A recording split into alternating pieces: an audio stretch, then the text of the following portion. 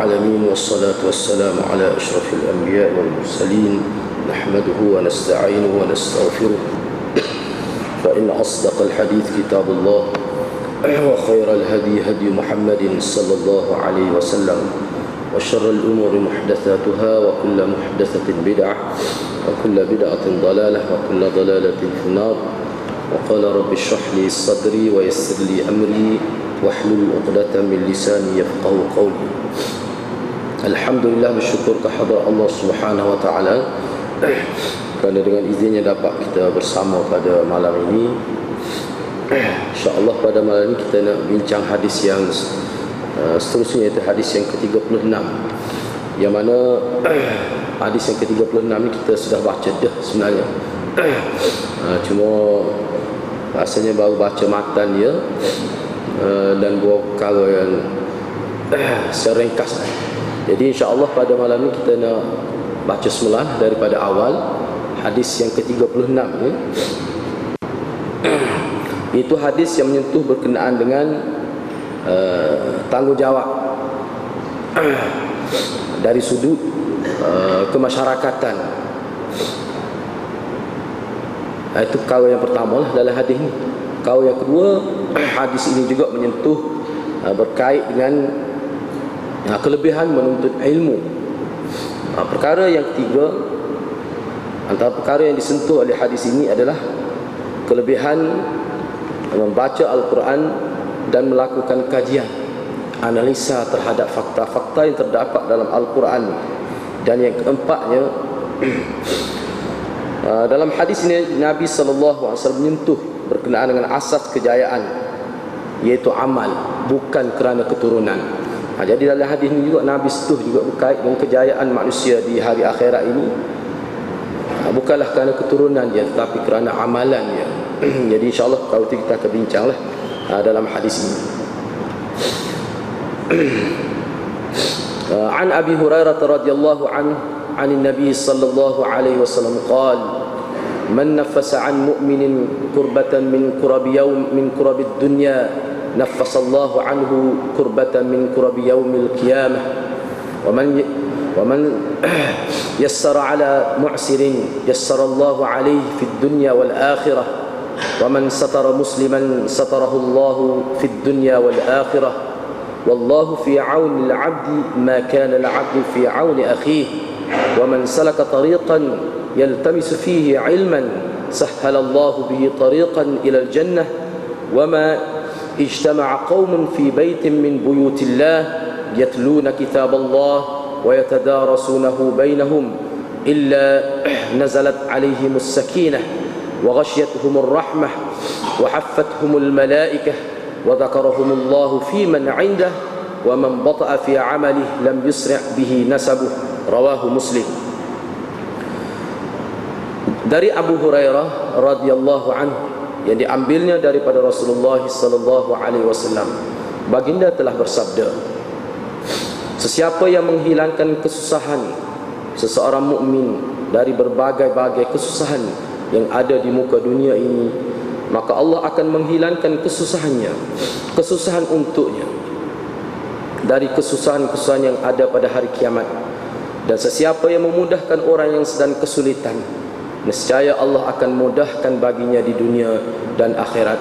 Dan sesiapa yang menutupi keaiban seseorang muslim, maka Allah akan tutupkan keaibannya di dunia dan juga di hari akhirat.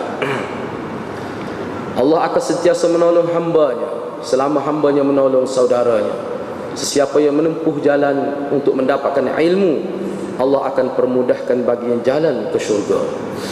Mana-mana kumpulan yang berkumpul di mana-mana rumah Allah, yakni masjid, dengan membaca kitab Allah, yakni Al-Quran, dan mempelajarinya sesama mereka, nescaya Allah akan turunkan ketenangan kepada mereka. Mereka akan diselubungi rahmat Allah dan mereka dikelilingi malaikat, serta Allah menyebut-nyebut hal mereka kepada makhluk yang berada di sisinya. Dan sesiapa yang lambat amalannya, hal itu tidak akan dipercepat oleh nasab. Jadi apa maksud lambat amalan dia tu kita akan bincanglah akan datang dalam perbincangan secara detail. Hadis riwayat Muslim. Dari segi kedudukan hadis, Jadi sebelum itu kita kena tahulah bahawa hadis seumpama ini, hadis yang punya makna seperti hadis ini banyak sebenarnya. Walaupun ada perbezaan dari segi lafaz dia, tetapi hadis yang semakna, yang makna lebih kurang dengan hadis yang ke-36 ini banyak disebut dalam kitab. Kalau kita tengok dalam kitab tu banyaklah disebutnya. Misalnya kalau dalam kitab ni dia ada sebut contoh-contoh hadis yang makna dekat, yang makna itu dekat dengan makna hadis yang ke-36 ini.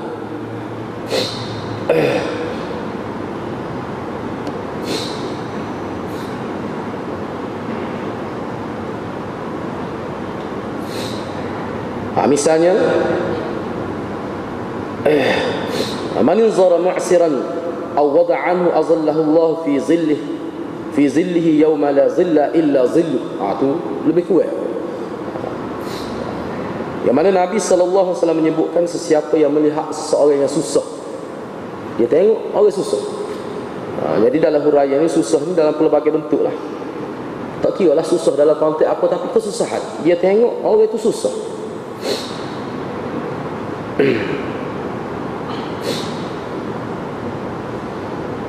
Lalu dia hilangkan kesusahan itu, maka dia akan mendapat kelebihan di hari akhirat dengan boleh bernaung di bawah bayangan arasy Allah di ketika tidak ada sebarang jenis bayang pada waktu itu kecuali bayangan arasy Allah. Ini suatu kelebihan. Yauma la zilla illa zilluh, itu suatu kelebihan.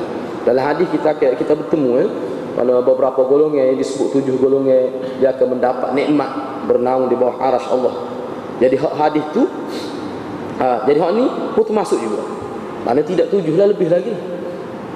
Hak ni mana orang yang menghilangkan kesusahan orang lain dalam apa bentuk sekalipun. Kita akan bincang akan datang kesusahan itu lagu mana.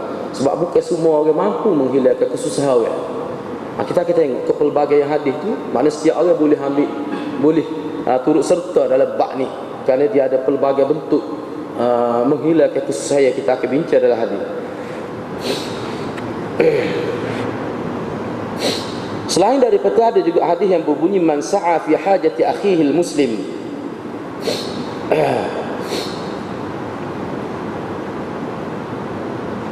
qudiyat lahu aw lam tuqda ghufira lahu ma taqaddama min dhanbihi wa ma ta'akhkhar.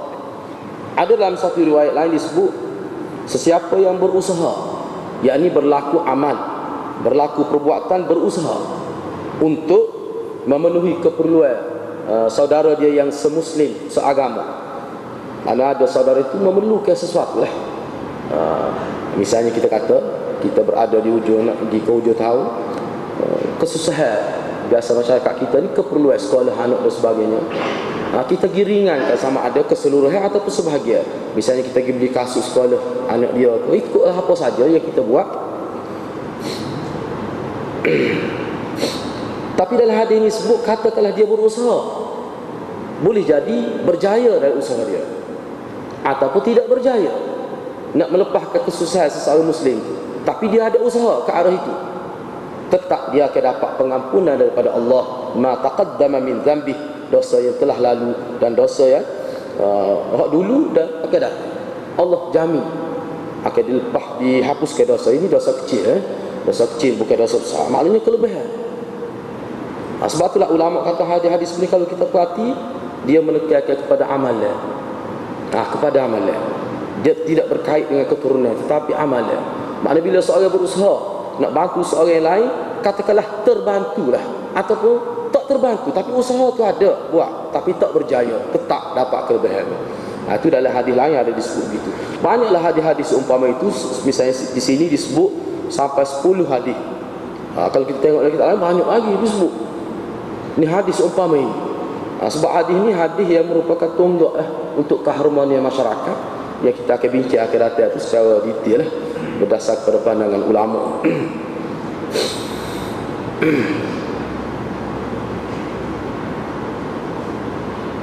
Misalnya dalam Sahih Bukhari, dalam hadis sahih disebut, antara hadis sahih, sebab ramai ulama yang meriwayatkan hadis ini, dalam Bukhari Muslim pun ada.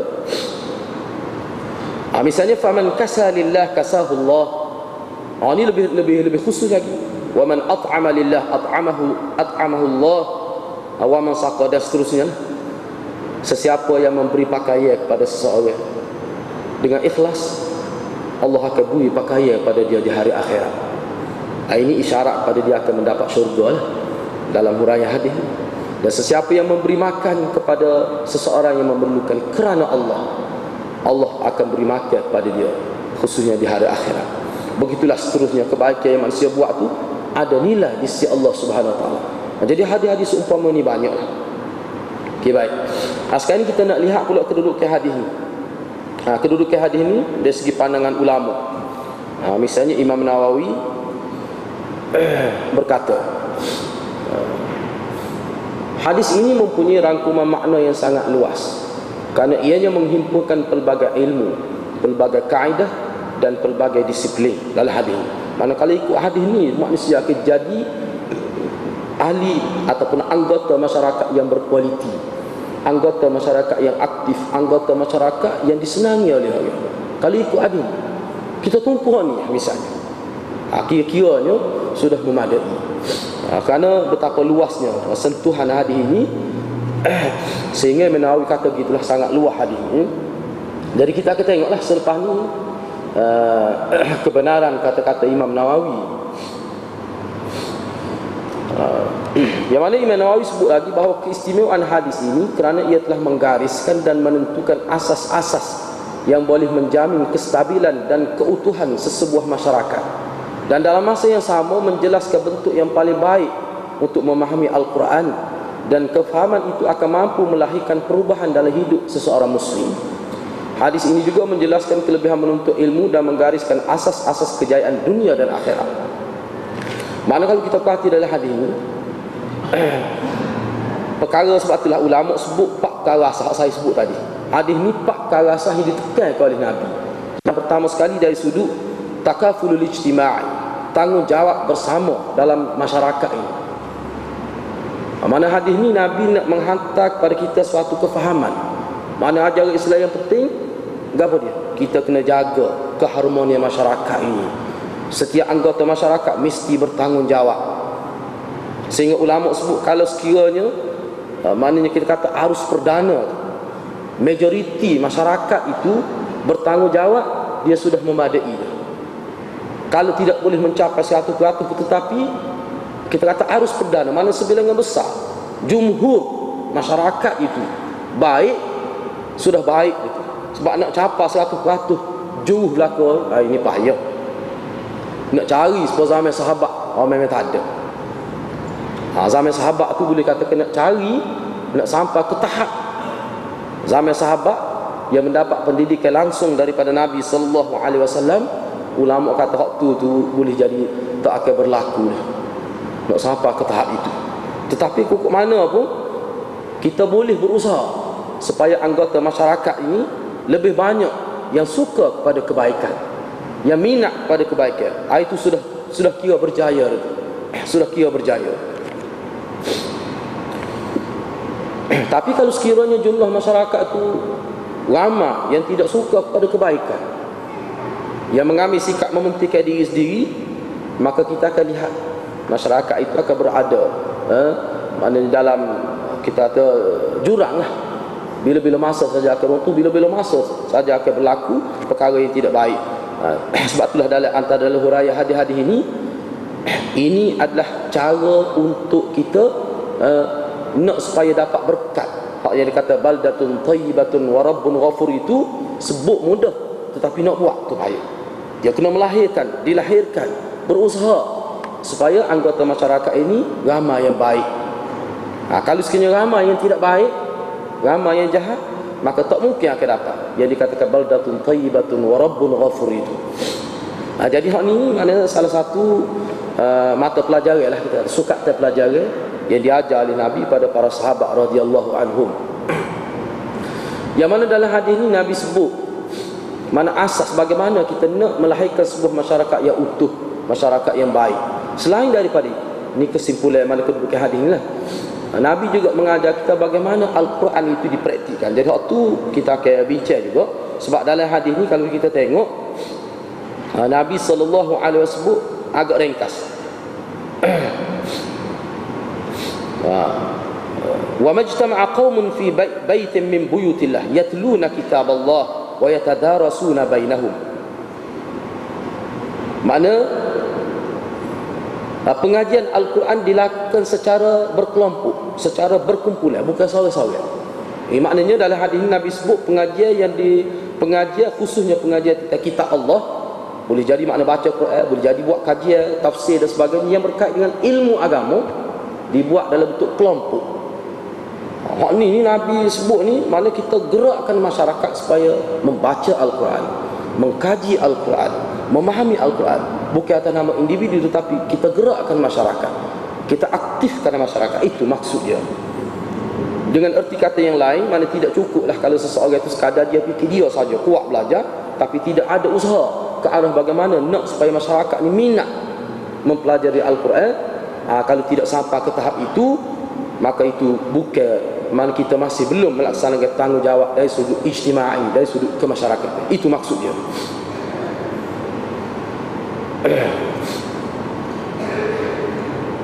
Hadis ini juga menjelaskan kelebihan menuntut ilmu dan menggariskan asas-asas kejayaan dunia dan akhirat.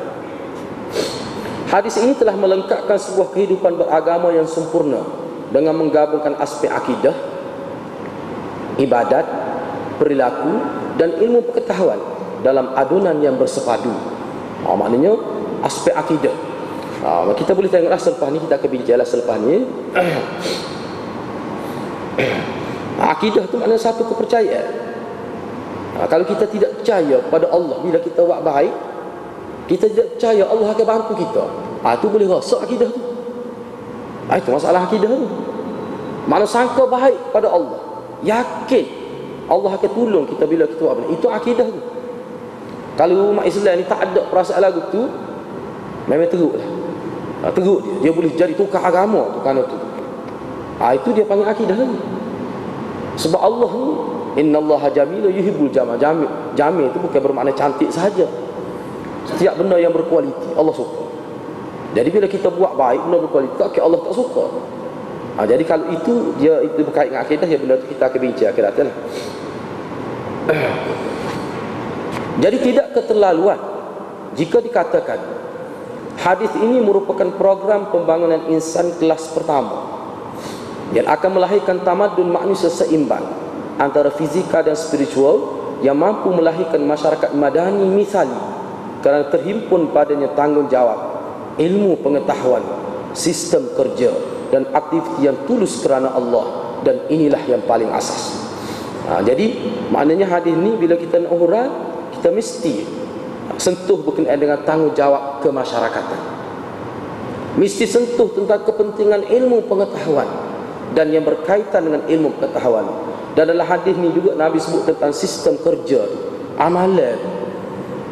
Kerana manusia ni akan jadi berkualiti, ada darjah di sisi Allah, adalah kerana hasil kerja dia, bukan kerana keturunan dia. Itu Nabi tekan dalam hadis. Dan aktiviti yang dilakukan itu adalah kerana Allah Subhanahu Wa Taala. Dia kena ingat itu. Dan hal ni juga sebenarnya adalah berkait dengan akidah juga. Akidah maknanya keyakinan, beriman. Orang beriman semua dia kena yakin itu. Kalau dia buat bukan kerana Allah, itu tidak iman yang sebenar. Itu tidak iman yang sebenar. Jadi benda tu pun kita akan bincang akhir-akhir. Okey, baik. Selain daripada itu, kita nak lihat juga sebelum kita pergi lebih jauh dalam perbincangan hadis ini, kita nak tengoklah dari sudut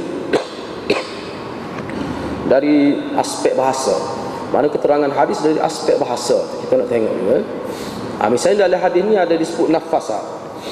Man nafasa an mu'minin kurbatan min kurabid dunya. Apa makna nafasa? Nafasa dengan erti farraja, yakni melepaskan dari kesusahan, menghilangkan dan juga meringankan bebanan yang ditanggung oleh seorang. Itu makna nafasa. Tapi kita akan tengok perbezaan maksud dia. Ada juga ulama yang menyebutkan bahawa maksud at-tafrij, yakni farraja yufarriju at-tafrij. Sebab dalam ada setengah riwayat, misalnya riwayat daripada Imam Tabarani, disebutkan dalam hadis yang sama, ada Nabi sebut man nafasa, ada Lepas tu dalam hadis yang sama di hujung itu Nabi sebut man farraja. Sebab tu setengah-setengah ulama dia membezakan makna nafasa dan farraja itu. Misalnya cuba kita tengok sini. Lepas ni kita sebutlah hadis tu. Walaupun hadis tu kalau mengikut Al-Haythami dia kata hadis tu dhaif. Hadis sekali. Dalam satu hadis Nabi sebut nafasa, lepas tu diatafkan dengan waw ataf sebut farraja. Hal tu mengikut Al-Haythami dia kata hadis tu dhaif. Selepas ada perawi dia nama Syu'aib itu dia tu majhulul hal. Tidak boleh dikenal pasti dengan tepat biodata dia. Maka hadis tu jatuhlah kedudukan dia. Jadi hadis ni hak Imam Nawawi yang hari dah ni kita baca ni hadis ni memang kuat. Hadis ni memang kuat. Kalau ada jumpa hadis hak sebut nafasa lepas tu sebut farraja, hadis tu dipertikaikan. Dhaif hadis tu kerana ada perawi dia tu yang majhulul hal. Itu mengikut Al-Haythami. Jadi at-tafrish lebih luas maksud daripada at-tanfis. At-tanfis ni kita ambil masdar daripada nafasa yunaffisu tanfis. Farraja yufaridu tafrij. Alasan mereka adalah terdapat dalam hadis lain bahawa Nabi SAW menyebutkan kalimah farraja dan nafasa dalam satu hadis dengan menggunakan haraf atah. Ini misalnya hadis saya marilah walaupun hadis ni Al-Haythami kata dhaif ni hadis ni tidak kuatlah. Misalnya Nabi SAW sebut dalam riwayat Tabarani, man naffasa an mu'minin kurbatan naffasallahu anhu kurbata yaumil qiyamah wa man satara ala mu'minin auratahu satarallahu alaihi auratah wa man farraja an mu'minin kurbatan farrajallahu anhu kurbatan. Sesiapa maksudnya sesiapa yang menghiburkan seseorang, dia nafas aku, dia kata dia terjemah begitulah sebab nak suruh nampak beza. Sebab nafasan kalau kita tengok dalam bahasa Arab dia ada beberapa makna dengan erti menghiburkan. Orang susah zahir lah, ataupun kita tahu dia susah, jadi kita nak menghilangkan kesusahan dia itu tak boleh, tetapi kita menghiburkan dia, kita gubui kata-kata semangat, sokongan moral kita panggil, walaupun tidak boleh menghilangkan satu kesusahan dia, tapi sedikit sebanyak membantu menaikkan semangat dia, meringankan bebanan perasaan dia. Itu dia kata makna nafas adalah hadis ini. Ada juga ulama yang sebut begitu. Jadi dah kita terjemah hadis tadi ada sebut dalam satu hadis nafasa farraja. Hak mula-mula nafasa tu kita terjemah tidak seperti hak tadi lah. Sesiapa yang menghiburkan seorang mukmin yang menghadapi kesusahan yang ada di dunia ini, maka Allah akan menghiburkan, yakni menenangkannya untuknya bagi menghadapi kesusahan-kesusahan yang ada pada hari kiamat. Dan sesiapa yang menutupi keaiban seseorang muslim, maka Allah akan tutupkan keaibannya. Dan sesiapa yang menghilangkan kesusahan seorang muslim dari berbagai-bagai kesusahan yang ada di dunia ini, maka Allah akan menghilangkan kesusahan untuknya dari kesusahan-kesusahan yang ada pada hari kiamat. Jadi hak farraja yang kedua tu dengan makna azala, dengan makna khaffafa, yakni menghilangkan, meringankan. Tu.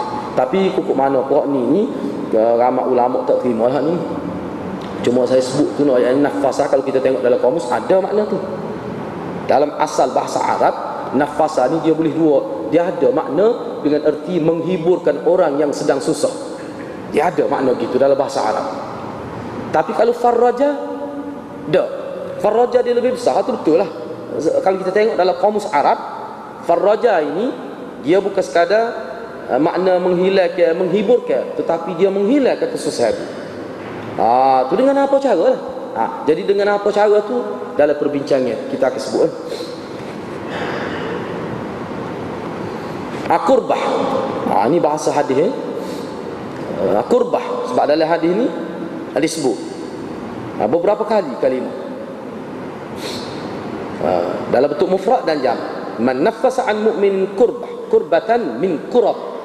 Kurbatun mufrad. Kurab itu jamak taksir atas wazan fu'alun. Itu dia jamak. Jamak taksir.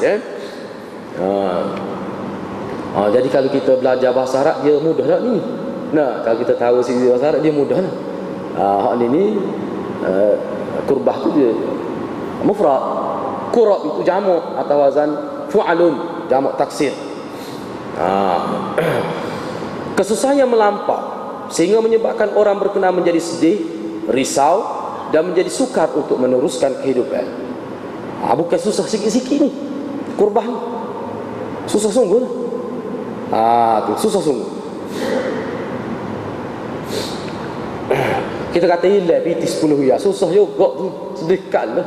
Nah, tetapi orang hilang kereta puluh-puluh ribu, dah tak ada insurans. Nah, baik. Rumah terbakar, susah. Hilang PT 10 riyal pun susah juga. Tetapi kesusahan itu tak sama. Tak sama.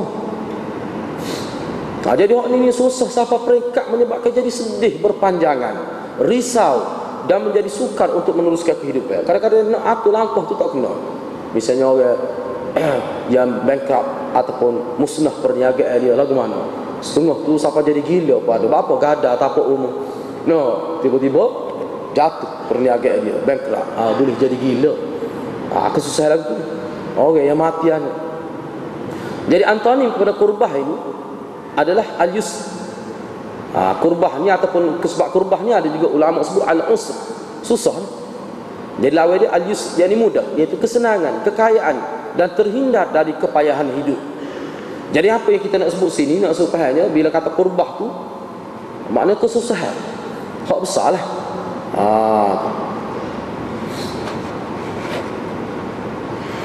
Jadi dalam hadis ini juga ada Nabi sebut waman satara musliman, sesiapa yang menutupi keaiban seseorang muslim. Apa maksud dia tu? Yang tidak mendedahkan keaiban seseorang muslim, sama ada yang berbentuk zahir dan yang tersembunyi.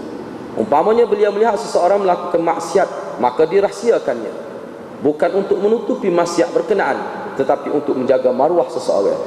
Jadi terjemahan lagu ni, kita kena ingatlah terjemahan lagu ni kita tak akan dapat dalam kamus. Hak ni kena tengok dalam kamus hadis, kena tengok dalam huraian hadis. Sebab hal ini dia ada huraian. Jadi hak saya sebut sini kita tidak ambil dalam kamus. Kamus tak ada ni huraian lagu ni. Hak ni mesti dalam syarah-syarah hadis yang muktabar. Ulama disebut gitu. Ini saya peringkas. Cuma dalam huraiannya, bila kita tengok seorang itu buat kesilapan lah, yang mana kalau terdedah dia malu, misalnya, tak kira lah hak zahir ke hak sebab dan sebagainya. Sebab ada juga manusia ni kadang-kadang oleh kerana kejahilan dia, sebab dia jauh pada agama, dia tak berasa salah, dia buat kesalahan walaupun secara terang-terangan. Bukan dengan maksud dia nak bangga ke apa, dia tak ada maksud tu. Ada juga manusia jenis lagu tu. Kita pun tahu dia ni bagus dengan hubungan dengan ibu bapa dia, tapi dia ada buat maksiat secara terbuka kerana kejahilan dia. Kejahilan manusia ni kadang-kadang terbentuk daripada cara hidup, daripada kecil lagi dalam keluarga dia. Dia boleh membentuk satu kehidupan dia. Akhir sekali dia tak berasa. Misalnya dedah aurat. Bagi orang yang keturunan dia tak tutup aurat, dia nak berasa lagu mana? Dosa tidak mendedahkan aurat tu. Jadi bila kita tengok hak tu secara zahir, kita kata hak zahir tu tak ada dalam maksud menutup tidak. Sebab tu ulama kata zahir dan yang tersembunyi. Hak tersembunyi itu jelas lah, orang lain tak tahu. Kalau kita royak tu terang. Ni maknanya hak yang zahir. Zahir ni pun boleh jadi zahir di kampung dia, di kampung orang lain benda tu orang tak tahu. Jadi sebab itulah ulama kata maksud menutupi kesalahan seseorang hak dia buat secara zahir, mana jangan kita sebarkan lagi benda tu, jangan kita luaskan lagi pendedahan itu tak ni. Jadi benda ni saya dapat tengok dalam konteks sekarang ni memang sangat tepat lah kalau kita nak bincang hadis. Sebab zaman sekarang zaman teknologi maklumat, zaman internet, orang sebar melalui pelbagai bentuk sebaran dalam IT dan sebagainya. Buat satu kesalahan, boleh jadi benda tu diketahui di kampung dia. Kalau kita nak sebar, boleh sebar melalui internet, orang tahu, seluruhnya orang jadi tahu. Siap dengan YouTube gapo lah misalnya ni benda-benda gini. Benda tu dia waktu zahir, bukan sembunyi, tetapi kita melebar luaskan lagi, kita sebarkan lagi. Tu tak boleh juga. Jadi kalau kita tidak buat gitu, maknanya kita termasuk dalam orang yang menyembunyikan, yang tidak menyebarkan keaiban. Itu sikap kita. Apatah lagi kalau yang dia buat tu secara senyap-senyap. Sebab mengikut ulama, dalam hadis Nabi pun Nabi sebut dia beza. Orang yang buat dengan sembunyi dengan buat secara zahir, hukum dia, dosa dia tidak sama. La'anallahul muzahirin la'anallahul muzahirin. Allah melaknat orang yang buat kesalahan secara zahir. Mana Allah melaknat orang yang melakukan kesalahan secara zahir. Ada setengah riwayat muzahirin, muzahirah. lelaki yang buat kesalahan secara terbuka. Begitu juga perempuan yang kesalahan secara terbuka. Dia tidak sama. Sebabnya ulama sebut, ni kita kecualikanlah dalam keadaan orang itu tidak maksud gitu. Tetapi kok mana apabila buat kesalahan secara terbuka, dia nampak sangat mencabar hukum Allah itu. Nampak sangat tidak ada sifat hayak malu itu. Itu tak boleh. Mana waktu kesalahan dia tidak sama, dosa tidak sama. Banyaklah sebab-sebab disebutnya. Waktu misalnya bila kesalahan dibuat secara terbuka, kita kata potensi lah, kita kata untuk orang lain tiru, hak bodoh-bodoh juga, hak tak cerdik ni, hak jauh daripada agama ni, untuk tiru tu terdedak, mudah. Jadi sebenarnya dosa dia berkait dengan kesan pada orang lain. Kalau seorang tu buat maksiat secara tersembunyi, orang nak tiru lagu mana?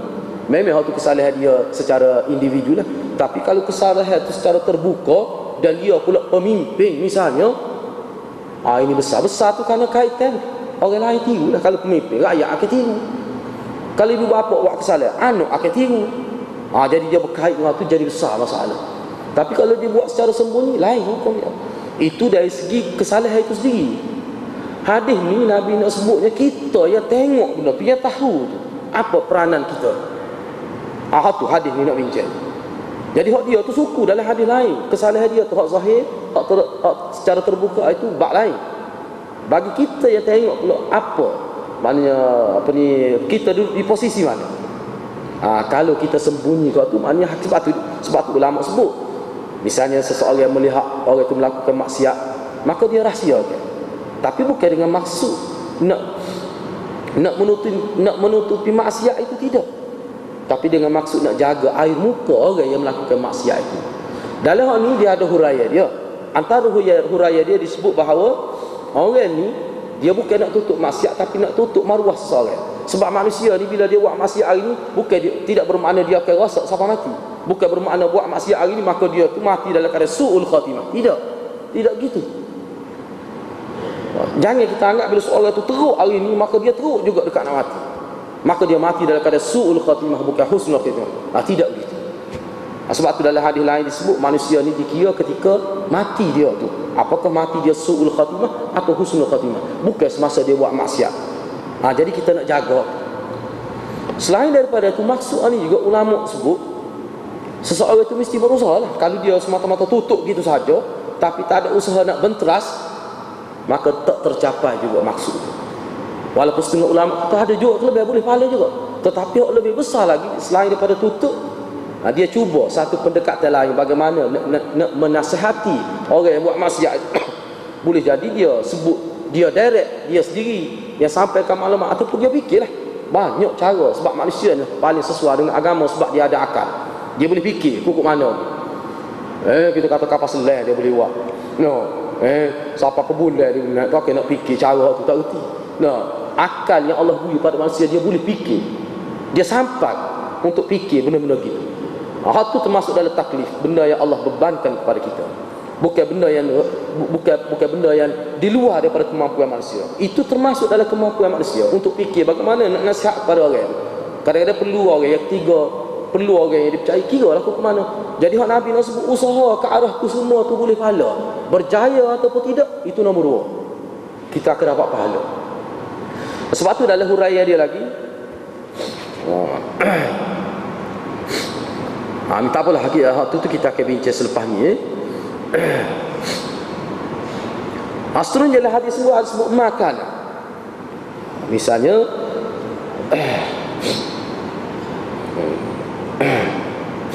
wallahu fi auni al-'abdi ma kana al-'abdu fi auni akhihi. Allah akan sentiasa membantu seseorang itu, menolong seseorang hamba itu selama mana dia membantu akhihi, saudara dia.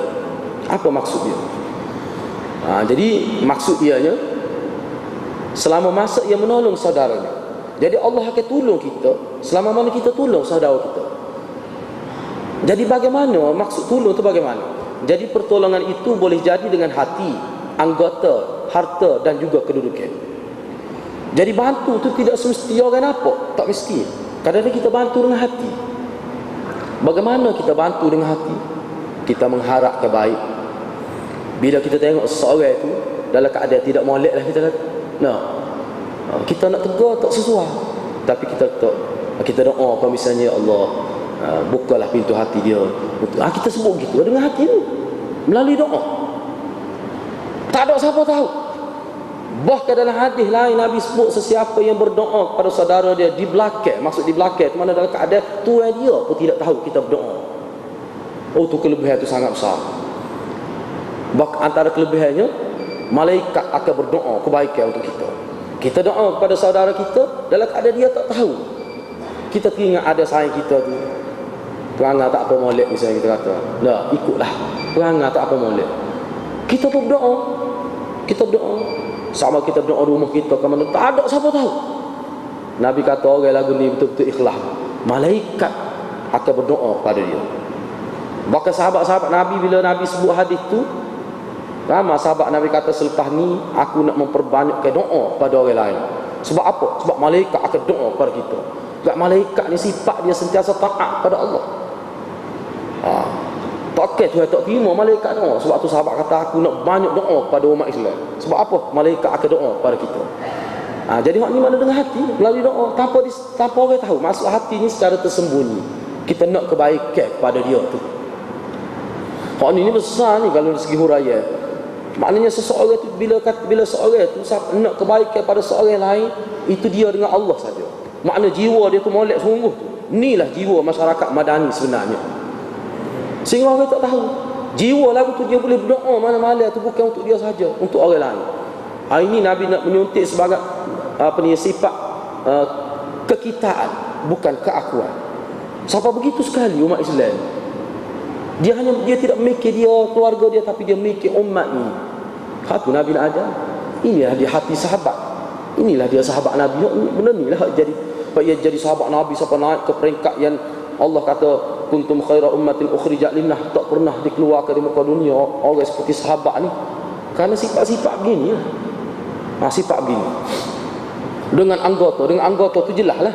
Kita bantu dia orang apa? Dengan anggota zahir. Tu jelas. Lepas tu dengan harta, bantu orang dari sudut harta. Seperti mana golongan Ansar bantu Muhajirin. Siapa bui harta separuh daripada harta dia, bantu. Seperti yang kita maklum dalam sejarah itu. Juga dengan kedudukan, kita guna kedudukan kita. Tu. Misalnya kita kata, kita tengok orang tak ada kerja, sebagai contoh lah. Kita nak beri kerja, kita pun tak ada peluang tu. Cuma kita guna kedudukan kita, kita recommend dia. Tak apalah budak ni duk kapur jauh, kita guna. Jadi orang pun ambil dia kerja tu kerana kita, misalnya. Itu untuk kebaikan, tak ada rasuah, tak ada unsur menganiaya orang lain, tak ada. Kita guna modal kedudukan kita. Kedudukan ni tak semestinya kita ni makna ada jawatan dalam masyarakat. Tak mesti kita MB, tak mesti kita ada jawatan penting dalam negara, tak mesti. Tapi orang kenal baik kita. Dia ni jauh sebab kita orang jauh, misalnya kita guna. Ambil lah budak ni, kawan kenal dia baik. Orang pun terima kes tu. Tidak sahaja tu. Allah akan tolong kita. Maknanya pertolongan yang kita beri pada orang tu tidak semesti dalam bentuk harta, tidak semesti dalam bentuk anggota zahir.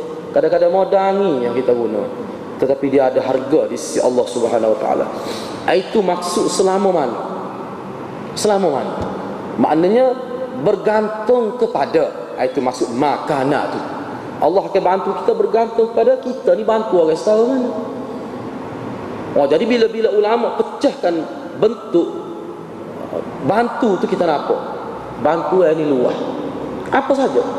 Bahkan setengah-setengah ulama kata tidak terhenti atas hak ni saja, banyak lagi. Tak kira lah apa bentuk sekali tu. Misalnya ni tengok masa paling tidak masa saya belajar tu guru kata gini. Masa saya ngaji hadis.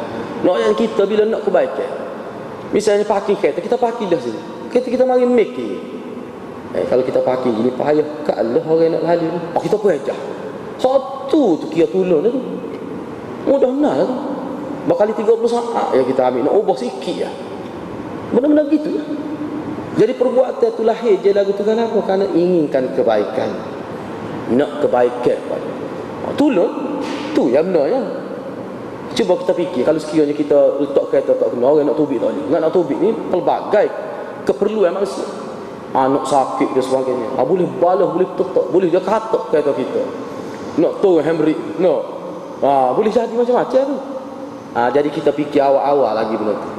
Jadi benda-benda begitu ya. Man salaka dalam hadis ni Nabi sebut dalam hadis ni Nabi sebut man salaka. Wa man salaka tariqan yaltamisu fihi ilma, mana sesiapa yang menempuh jalan, maknanya keluar daripada rumah dia maksudnya. Berlaku pergerakan, pergi menuntut ilmu, itu maksud man salaka tariqan yaltamisu fihi ilma, kerana dengan maksud nak tuntut ilmu. Jadi apa maksud man salaka? Jadi keluar itu ataupun berada di atas jalan boleh jadi dengan maksud hissi atau maknawi. Hissi ni memang tubik sungguh sebab kita duduk di rumah, mari ke masjid. Maknanya kita menempuh jalan menggunakan kenderaan. Paling tidak kita menggunakan kaki kita untuk jalan ke masjid. Itu hak hissi dia. Panggil sahihnya gitu. Itu makna secara hissiyah. Mana berlaku perpindahan daripada satu tempat ke satu tempat dengan maksud nak tuntut ilmu. Itu maknanya salaka secara hissi dia panggil. Yang mana hissi di sini bermaksud menempuh jalan untuk mencari ilmu di majlis-majlis ilmu dan sebagainya. Tak kira lah universiti ke, tak kira. Adapun mansalaka ini secara maknawi bermaksud saluran untuk mendapatkan ilmu tanpa perlu menempuh jalan raya dan sebagainya, iaitu melalui hafalan, mengkaji fakta, membaca, menulis dan sebagainya. Yang mana semua aktiviti itu boleh menyumbang kepada percambahan ilmu. Tak kira lah, kita duduk rumah, tak tubik jalan raya, tapi duduk baca. Sebab imam-imam kita, Imam Suyuti, katanya umur 40 tahun tu tak tubik, salah habis dengan anak-anak. Lepas ni kalau bawah rubah lah panggil. Buat apa tu? Tak usah habis masa. Buat apa tu? Kerana nak menulis, nak buat kajian. Dengan bersikap lagu tu, dengan begitu sikap yang diambil oleh Imam Suyuti, hasilnya apa dia?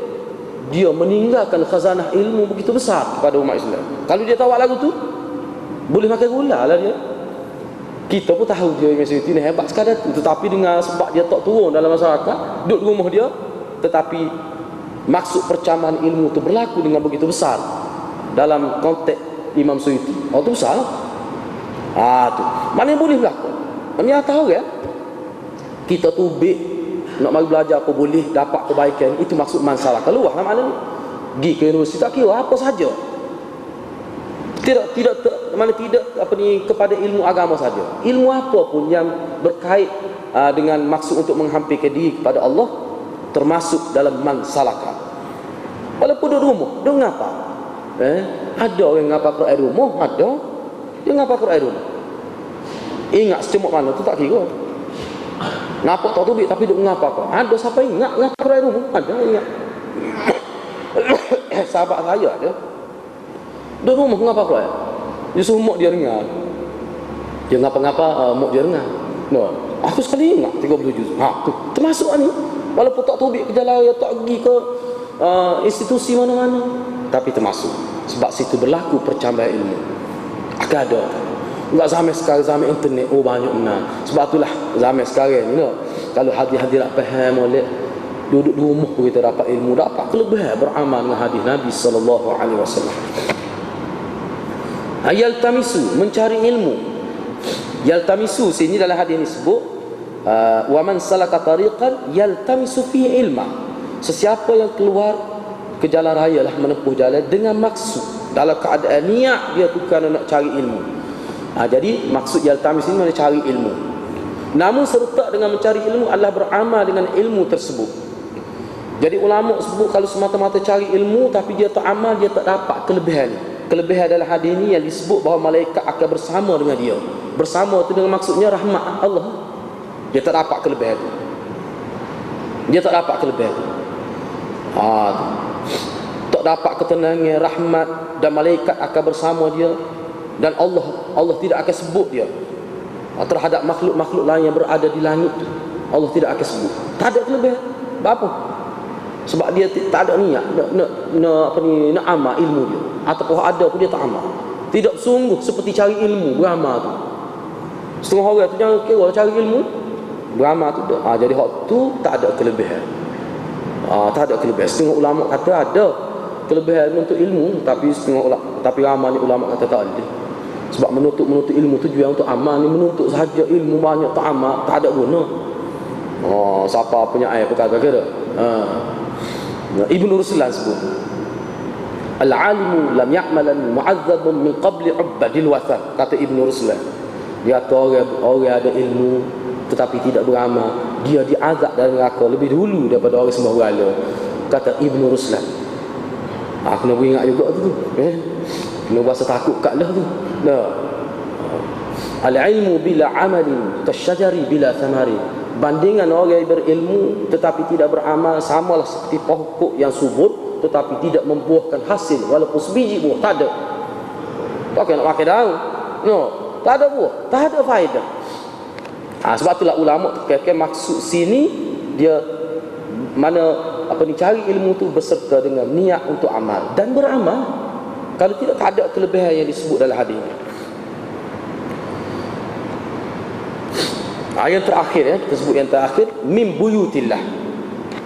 Yang mana dalam hadis ini sebut wa majtama'a qaumun fi baitin min buyutillah. Mana-mana kaum yang berhimpun di mana-mana rumah Allah dengan maksud untuk baca Al-Quran dan mempelajari Al-Quran sesama mereka. Lepas tu kelebihan disebut turun sakinah, rahmat, dan mereka disokong oleh malaikat, dan Allah akan sebut orang ni dengan kepada malaikat-malaikat, pada orang yang rapat dengan Allah. Baik, apakah ni anak qaid bila sebut baitun min buyutillah tu mesti rumah Allah ke? Ada. Seperti masjid, sekolah dan mana-mana institusi pengajian. Tidak semesti masjid. Tapi kenapa disebut masjid secara khusus ni? Dikhususkan menyebut masjid kerana kemuliaannya dan kelebihannya berbanding tempat lain. Atau dengan kata ringkas, kenyataan ini merangkumi setiap tempat yang boleh menghampirkan diri kepada Allah Subhanahu Wa Taala. Tak semesti di masjid. Tapi kok mana sebut masjid itu? Sebab masjid lah tempat yang paling lebih kalau nak mengaji. Tetapi kadang-kadang dalam semua pengajian, semua ilmu kadang tak boleh buat di masjid belaka. Jadi orang Islam lah belajar ilmu kedoktoran di universiti, USM dan sebagainya, dia dapat tapi kena jaga moleklah niat tu, dia akan dapat kelebihan walaupun tidak di masjid pun dia akan dapat. Sebab tu ulama kata tidak tertumpu pada masjid, di sekolah, mana-mana institusi pengajian, tak kira di universiti, mana saja. Kalau maksud dia tu dengan maksud untuk belajar kerana Allah, maka dia termasuk dalam hadis, dia dapat tu. Jadi itulah dua perkara sebagai perbincangan yang berkait dengan aspek bahasa lah secara khususnya, yang mana hadis ini kita akan bincang dengan panjang lebar juga selepas daripada ini. Dan ada lagi beberapa perkara yang berkait dengan bahasa juga, insya-Allah kita akan sentuh pada minggu hadapan. Saya setakat itulah untuk malam ini, insya-Allah kita sambung minggu seterusnya. Wabillahi taufiq wal hidayah. Wassalamualaikum warahmatullahi wabarakatuh.